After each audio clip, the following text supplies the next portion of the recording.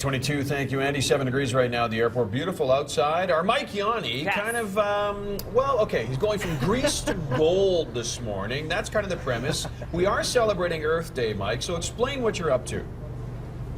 Yeah, so we are following the journey from the oil from the deep fryers. Instead of going to the landfill, there's a local company called Ecodyne that turns it into other things. We're kind of following the journey from the deep fryer basically to the final product. But last time I talked to you guys, I was talking about maybe those leftover burnt bits in the bottom of the deep fryer. Yeah. You know, the pieces of food and all that. Okay, it's called crackle.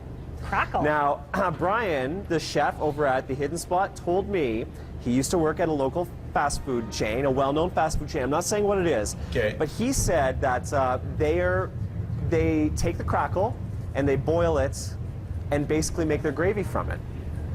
Wow. Yes, and you know what? I'm still going to eat it. I love it. I'm not mentioning any names or anything like that, but there's a use for crackle, apparently. Apparently. And people apparently love it. Interesting. Exactly. Who knew? Crackle to gravy. Crackle to gravy, grease to gold. This morning we are hanging out at Ecodyne. This is the processing facility now.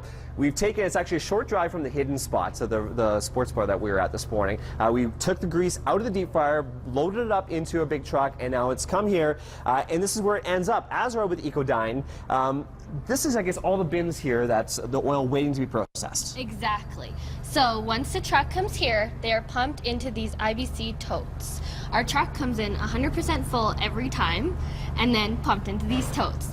The heating allows the totes to settle, okay, the oil in the totes to settle. You heat them once they're in the totes. Exactly. So the settling allows for, as you said, the crackle to get to the bottom, which is not used for gravy, but comes here.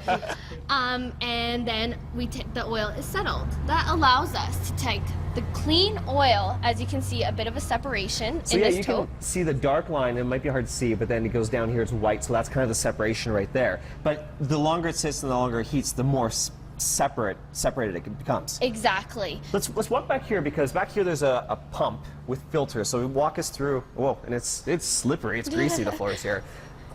Okay, so this machine here, the totes are heated, it separates, and then goes through here?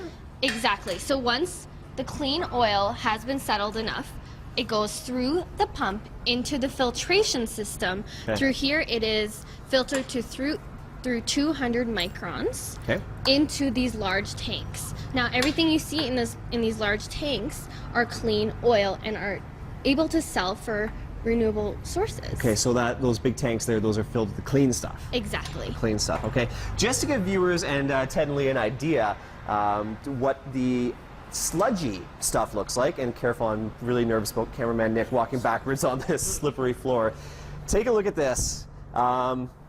This is let's dip the stick in there. This is what the thick goop looks like. That's at the end. Oh. It's kind of gross, hey? That looks a little nasty. Yeah. But there's a use for that too. So next time I see you guys, I'll tell you what products this all turns into. Oh, fascinating. Thanks so much, Mike. He's done a cool job today. This is interesting. It is fascinating. Because I've never even heard of this before. There you go. Yeah. Very cool. Still ahead.